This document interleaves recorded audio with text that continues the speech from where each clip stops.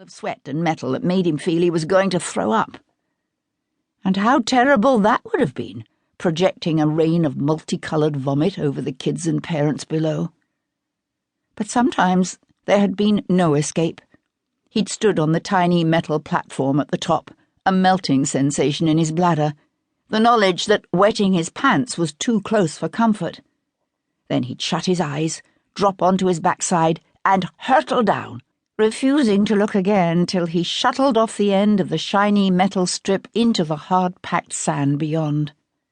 Skinning his knees felt like a blessing. It meant he was back in touch with solid ground. That lifelong terror of high places had been his only reservation when he'd been considering his choice of career. Surely a demolition quantity surveyor couldn't avoid going out on roofs from time to time. You couldn't ignore the fact that some structures might pose dangers for the crew itself, or add extra costs to the job. He wasn't stupid. He'd asked about it specifically at the careers fair. The man representing the building trade had made light of it, claiming it was a rare occurrence. Fraser had been 3 months into his training period before he'd understood the careers advisor hadn't had a clue what he was talking about.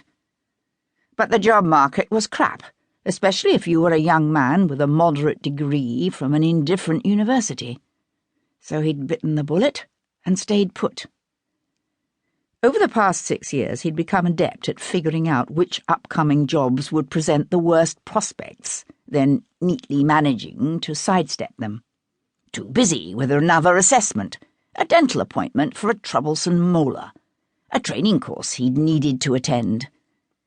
He'd turned avoidance into a fine art, and, as far as he was aware, nobody had noticed.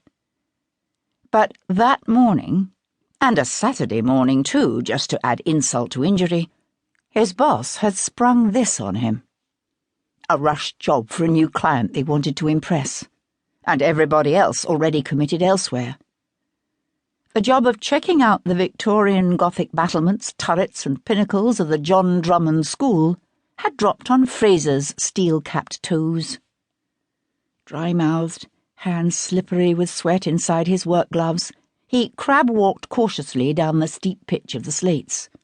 "It could be worse," he said aloud as he automatically checked out the state of the roof, noting gaps where slates had slipped from their moorings or disappeared altogether.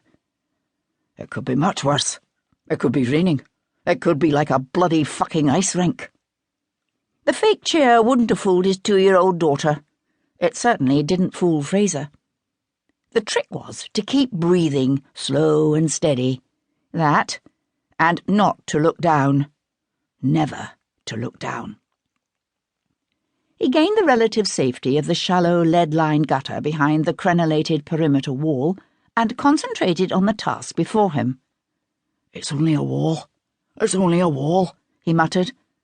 "A pretty fucking crappy wall," he added as he noted the crumbling mortar.